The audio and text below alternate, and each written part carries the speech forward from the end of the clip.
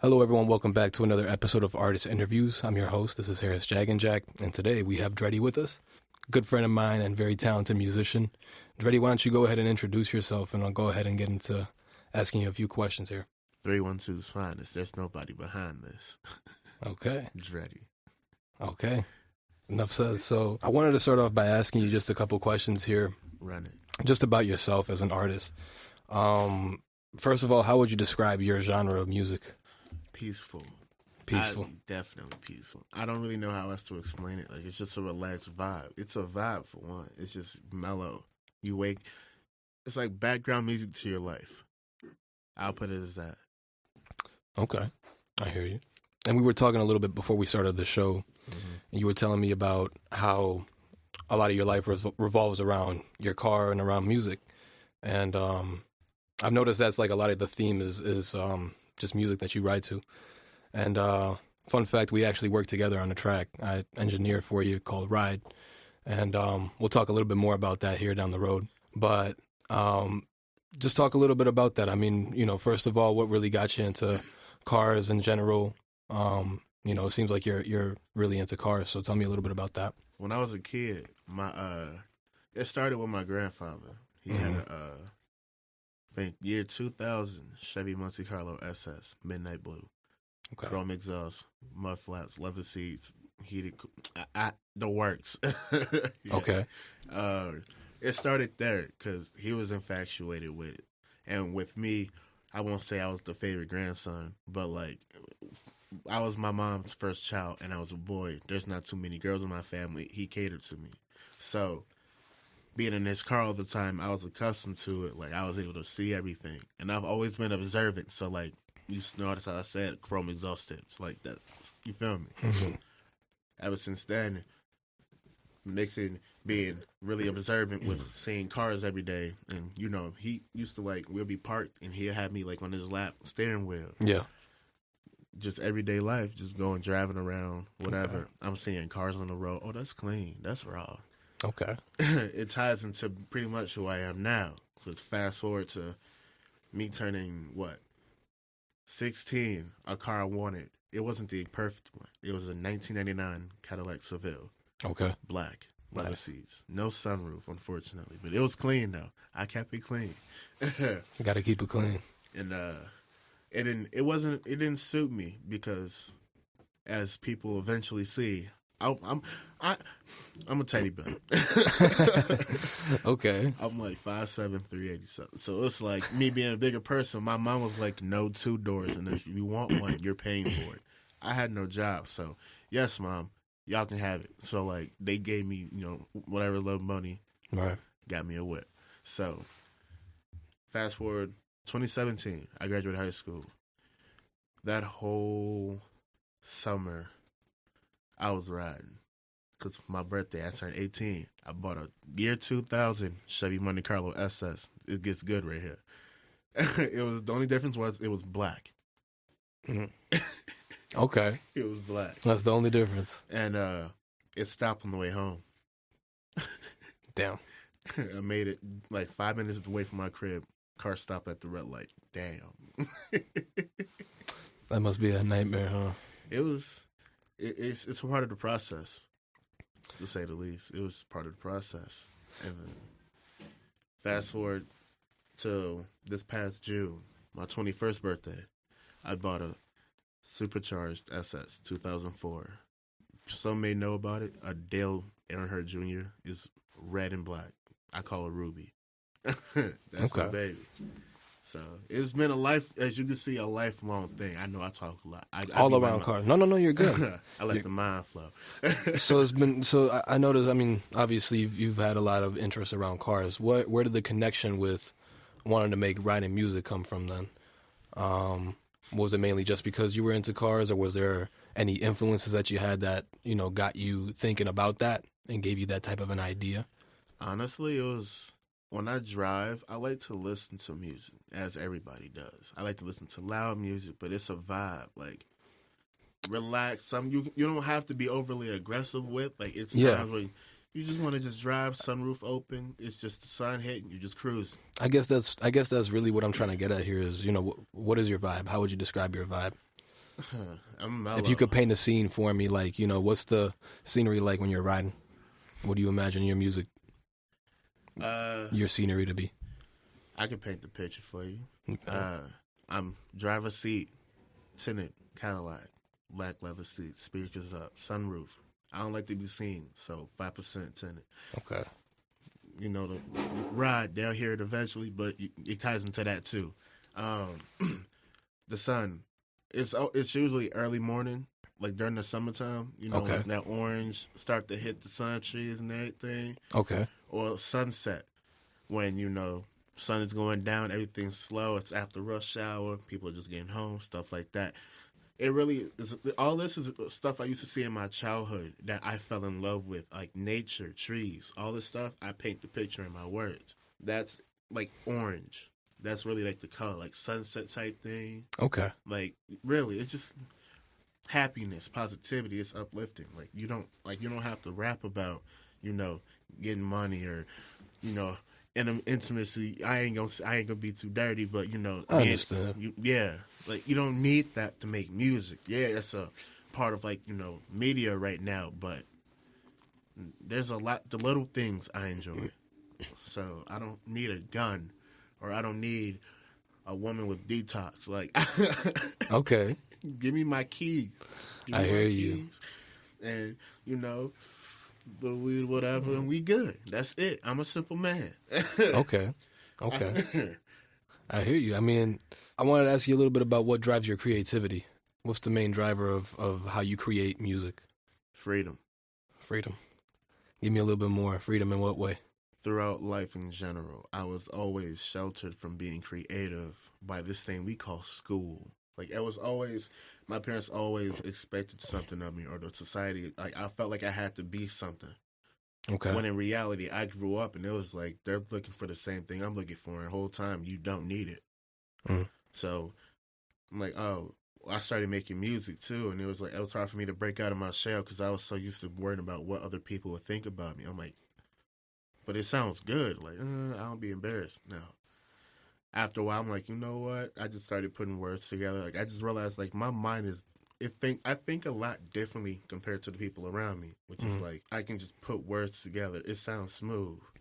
Yeah. Especially like, talking to women too. I agree. It all it just, I don't know. After a while, like, I wasn't really doing it on purpose. I was just like saying things, and it was like, oh, that was cool. Let me, one of my old friends used to make music. He was like, try it. So, yeah, wrote, boom. And once I graduated, it was like the fear of being embarrassed just went away because I wasn't always around people. So I started putting more music out. Okay. It was just to tie it all the way back around, just creativity. Your mind is a terrible thing to waste. I agree. Truly. You don't know. You limit yourself to everything you think you can and can't do. Like, you don't even have, like, you can do anything. And it took me a while to understand it. Like, you can do anything. We're so worried about, like, the fear of rejection or the fear of failure. Once you get over that, you'll try anything. Aim high.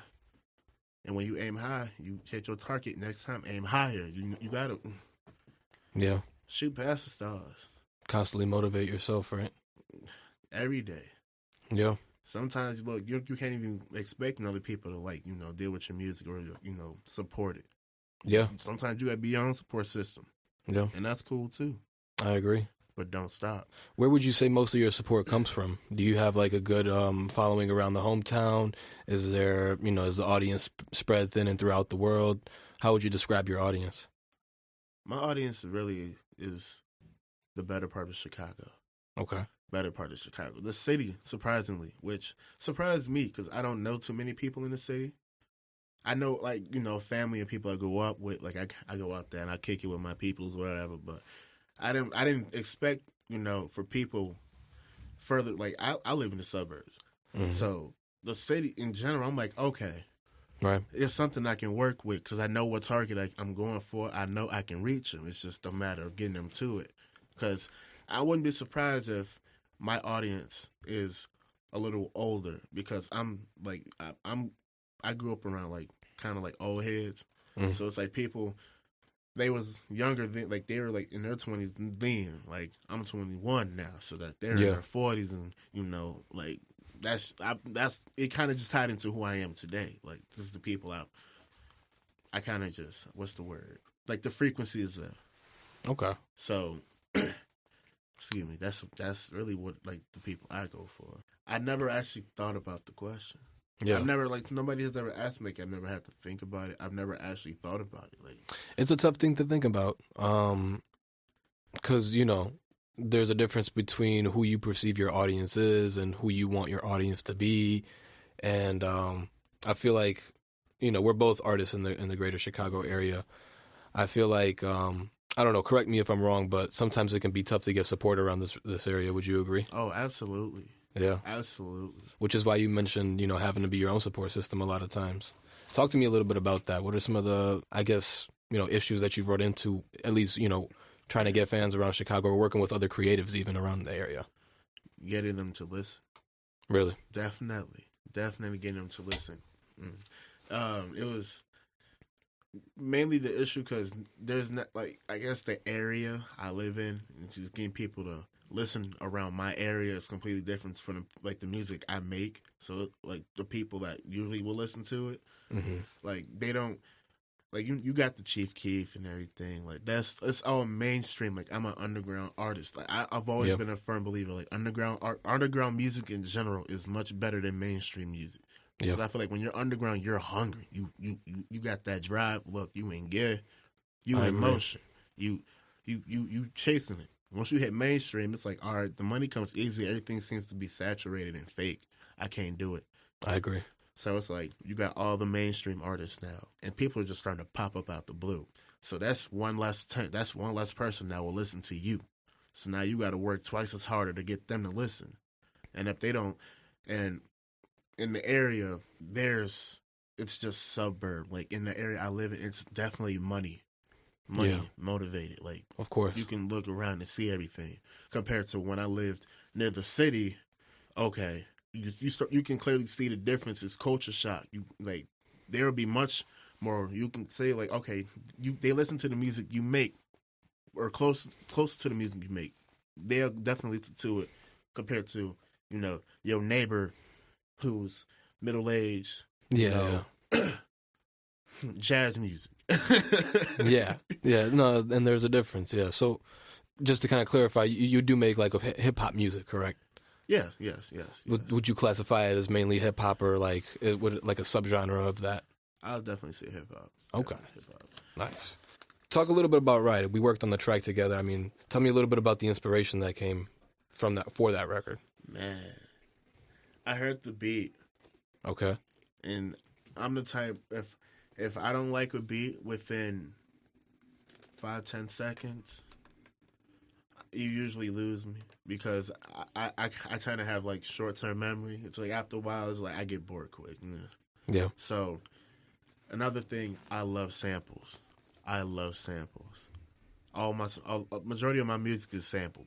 So the sample in the song as well, that's what caught me. Because I've heard my favorite artist ever, Currency. He used the same sample. I don't remember what song it is, but he used the same sample. Ride uses the sample slowed down, different vibe. It fits me. So I'm listening to it. I'm like, okay. I was really going to drop it on a tape, but I'm like, I found something better. So I was like, all right, I'll drop this one as a single. The words usually just start coming to me whenever I make music. So the first thing that came to my mind when the bass started kicking in was early in the morning. Wake up, say my prayers, let my spliffy and get the blowing. Like that's what it was. And then that's when my thinking can start to kick in, because I'm listening to the beat too. I'm already thinking of where I want things to be, like beat wise, like drops and little stuff here and there. It all happens just quick. After that, I'm like, it's a relaxed vibe. I can just start thinking of just stuff I'm doing, and then it starts like I start to think a little more, making it sound good. Hit the shower, brush my teeth, and get dressed. Caught keys on the dresser, grab my lighter, now I'm on it. Painting a picture for the audience. Portraits, man. Portraits. I hear you. like I said, like before, like I'm just talking. Yeah. It just happens. I honestly, I can't really completely explain how like my mind works. It just works that way. Would you say you have a message that you're trying to send out to the audience? I mean, it's not really a message. I'm always been creative. And even just recently, like, something just happened to me. I ain't really gonna go into detail with it, but it's just like, you hold peace. You hold, like, all this energy inside of you trying to keep the peace outside. Be you. Be free. Free yourself. This involves creativity. Let your mind flow. There's a lot of things you could be thinking about, billion-dollar ideas. And you just clouded with all these other negative thoughts that you've just learned to keep. Well, I mean, get just a few of the things you've remembered over the years. It's like, oh, I don't even want to do it. Yeah. Just do it. Yeah. I just say whatever. Luckily for me, it sounds good. But, like, that's all it is. I'm just speaking my mind, just being free all the time. Yeah, and you mentioned freedom earlier, too. I wanted to ask you, you mentioned Currency. Mm-hmm. What would you say if Currency had the opportunity to listen to your music? What do you think he would say? Keep working. Keep working. Definitely keep working. I don't expect him to be like the easily impressed man because he's been doing it for the longest, and I'm okay with that because I'm willing to work if it means I get a record deal from him. If he just so happen to listen to this, look, come on, put me on the roster. Okay. Okay. He'll definitely tell me keep working. I know I'm in the right direction. He'll just tell me keep pushing. How far would you say you are? How far? Yeah. How far do you think you are? What is I guess the level that you want to be at to where you think you'll be able to impress somebody such as Currency? To put it simply, everything you can do, I can do better. I've been thinking about doing a little mixtape and just taking a few songs of his, remix them, take a few songs of mine, boom, send it to him. Okay. Just to see what he says, if he even listens to it. Like, just to see what he says. Never know. He like, bro, you sound like me. You never know. If that's the case, look. Yeah. But it's definitely been something I thought about. I'm definitely not. I'm not at the bottom, but I'm on my way up. Okay. I'm on my way up. I hear you. Where do you draw the line at success? Like, what does success mean to you? And if you could tell me what it looks like for you, tell me a little bit about that. This is a question a few of my homies have asked me because I'm in my own little collective. We call ourselves the Movement. Mm-hmm. So sometimes y'all may hear me in my music, I say the Movement, or I just simply say TM, the Movement. They've asked me, like, because we all have the same goal. They're like, what do you consider success to you? Like, what is your definition of success? And I don't base it off of a net worth. I don't base it off of a materialistic thing. I simply say three things. I want to be stable, I want to be happy, and I want to be successful. Okay. Or comfortable. So four. Comfortable. Okay. Those four things, that's all it is. Okay. I just want me a little I just want me a little penthouse, or give me like a little house in the middle, somewhere around trees, where the sun, I can see the sun every morning come up and go down, and a garage for all my cars. Okay. That's all I want. Okay. Obviously, we've been talking a lot about music. Tell me what motivates you outside of music.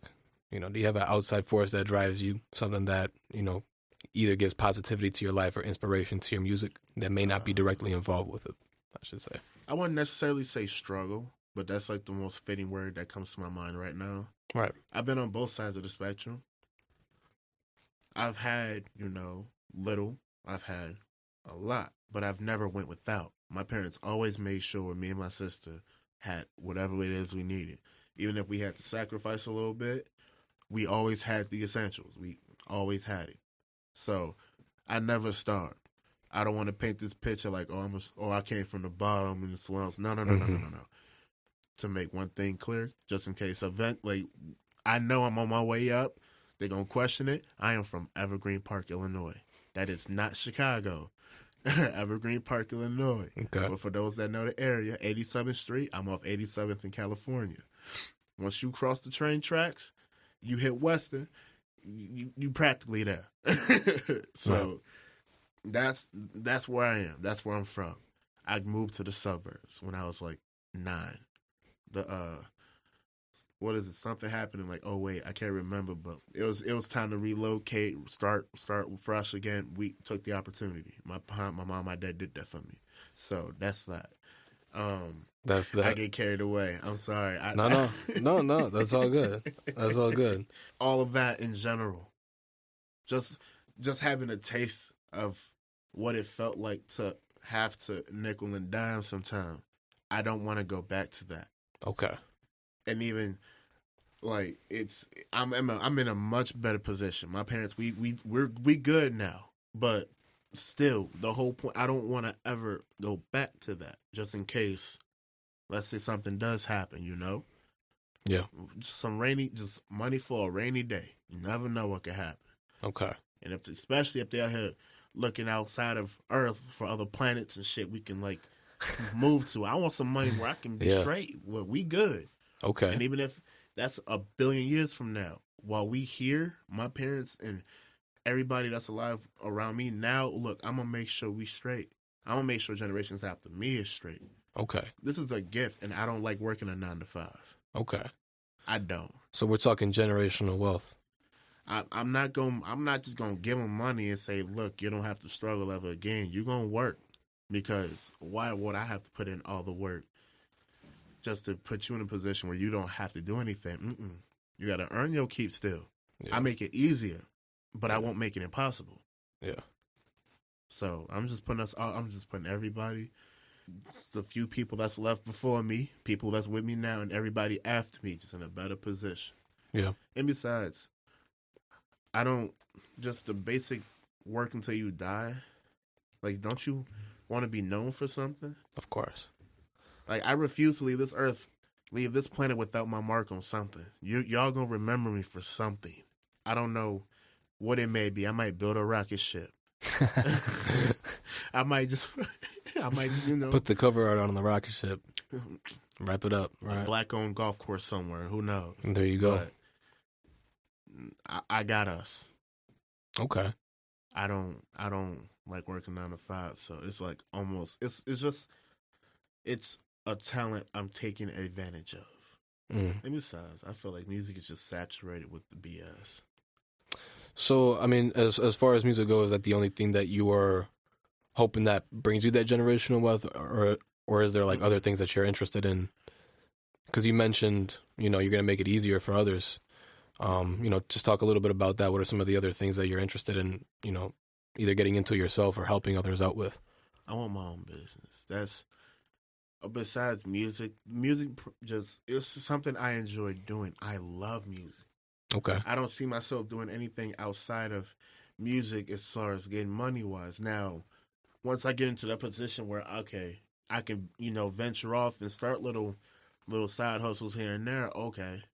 I personally don't see myself being a rapper forever. Okay. Because the spotlight. If I can just be making music, personally, my perfect situation would just be me making music. I got my fan base. I come do a show, do a tour, drop an album, back into my coop. Like, I don't like being in the public eye. So I plan on eventually taking, my winnings from music, and I'm putting it into my collective, the movement. It's kind of, I'm not going to answer for them, but what I want to bring to that is simply just getting, for one, homeless. It's cold outside. Still, I'm getting them off the street. Even if it involves me, and my guys buying a building and just to house them, something.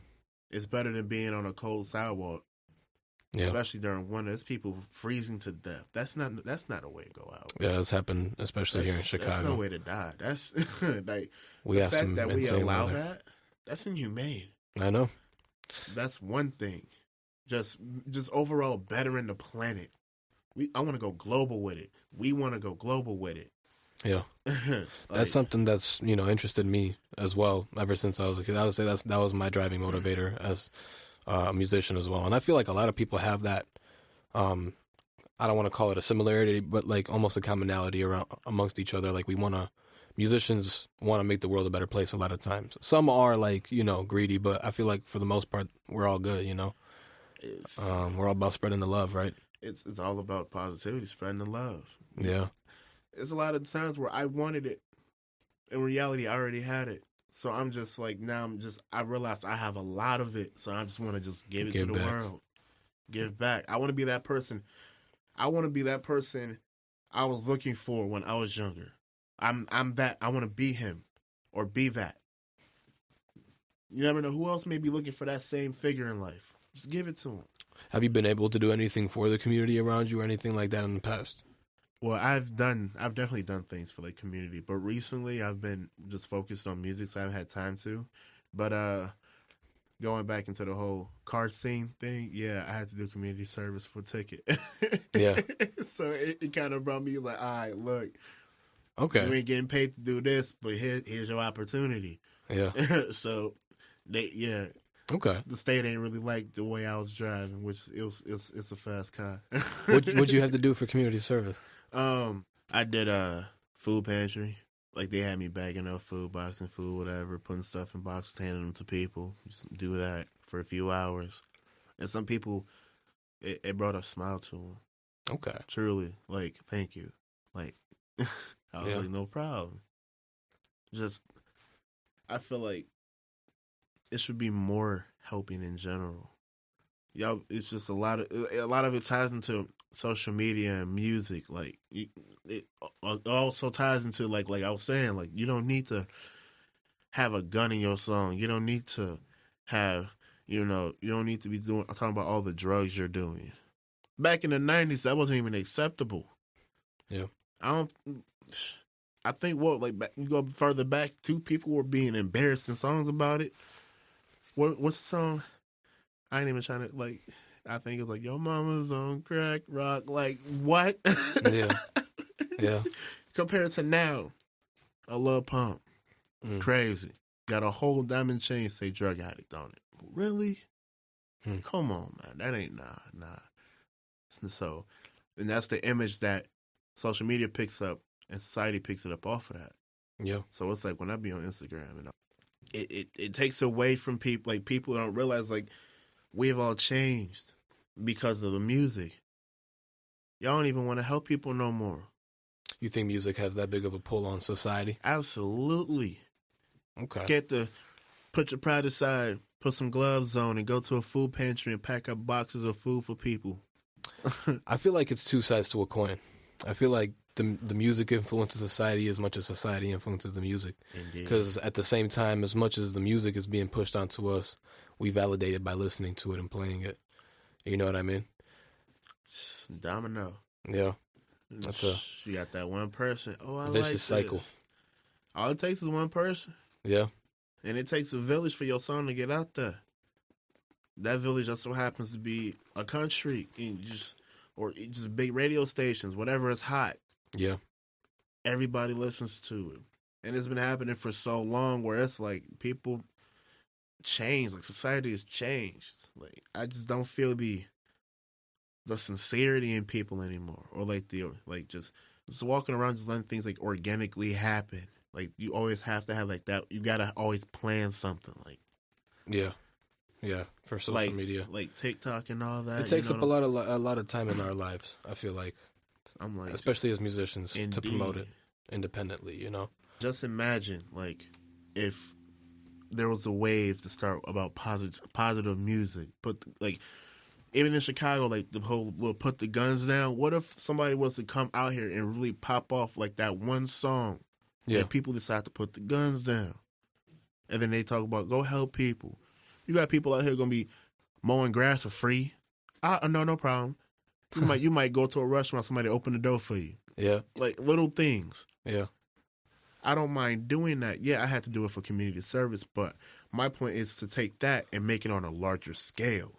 Just there's nothing wrong with being nice to the next man. The next man may need you. Yeah. Or you may need the next man. My fault. I agree. 100%. It's a lot about lately for me, especially as an artist myself, it's been all about the community. And I feel like, like you said, the music also influences the community. So we got to put that positivity out there. You see negative in the world, you want to make it a better place. So I see where you're coming from. For sure. Especially those big artists, you guys have the biggest pull. They have the biggest pull. Yeah. You got radio stations playing your music all day. Yeah. There's nothing for you to have a song. Put it out there.